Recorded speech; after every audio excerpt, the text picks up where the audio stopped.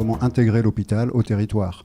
Il n'y a pas que les enjeux de santé, parce que l'hôpital vient s'intégrer dans un réseau où on devrait peut-être demander aussi leur avis à ceux qui sont responsables des transports, de la culture, de l'enseignement, et comment l'offre de soins, l'hôpital étant un réseau d'offres de soins, répond aux besoins qui ont évolué. Alors vous l'avez dit, moi j'ai une activité qui est très différente de la vôtre. Je suis pédiatre, je m'occupe d'un service de pédiatrie de maladies chroniques de l'enfant, donc c'est une activité qui est entièrement captive pour un grand territoire.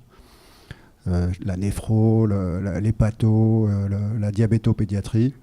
Et ce qu'on voit, c'est que le temps d'impact avec les structures hospitalières a complètement changé. Nous, on fait 80% d'ambulatoire, pas parce qu'on est obligé de faire ça, mais parce que ça correspond aujourd'hui aux attentes des patients.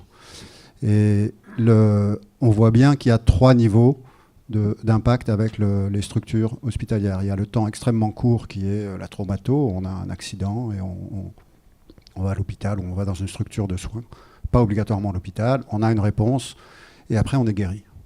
Il y a le temps qui est le temps mi-long, qui est le type, c'est le cancer, où on a un créneau dans notre vie, qui est un créneau avec un contact hospitalier extrêmement fort, extrêmement lourd, avec des professionnels qui peuvent être sur le territoire, des libéraux ou pas, mais qui ont besoin d'une référence très spécialisée. Et puis, de plus en plus souvent, et heureusement, un jour on vous dit vous êtes guéri.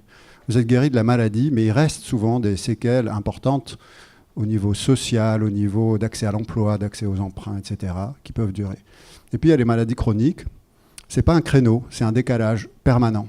Si vous avez un diabète, ou une insuffisance rénale chronique, ou une greffe, ou une maladie comme ça, vous décalez votre ligne de vie avec un contact permanent avec l'offre de soins, et ça ne revient plus jamais à l'autre niveau. Et donc, repenser l'hôpital dans le cadre d'une réorganisation territoriale, c'est ça. C'est comment donner, comment organiser nos structures, comment faire évoluer nos organisations pour qu'on puisse répondre à ces 3 temps de recherche du soin et de la compétence médicale, en laissant les gens le plus possible chez eux et en ayant des temps de contact avec l'offre de soins qui soient à très haute valeur ajoutée.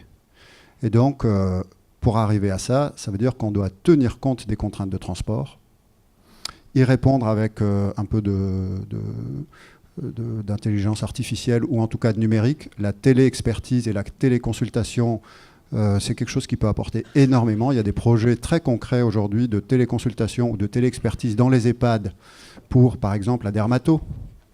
Comment on peut ne pas déplacer un patient et donner une réponse plutôt que prendre un rendez-vous, envoyer le patient en ambulance ou en VSL, attendre dans une salle d'attente, etc. Et donc, la réponse numérique, c'est une réponse qui doit servir un objectif dont la réflexion est basée sur la valeur ajoutée des médecins et des infirmières.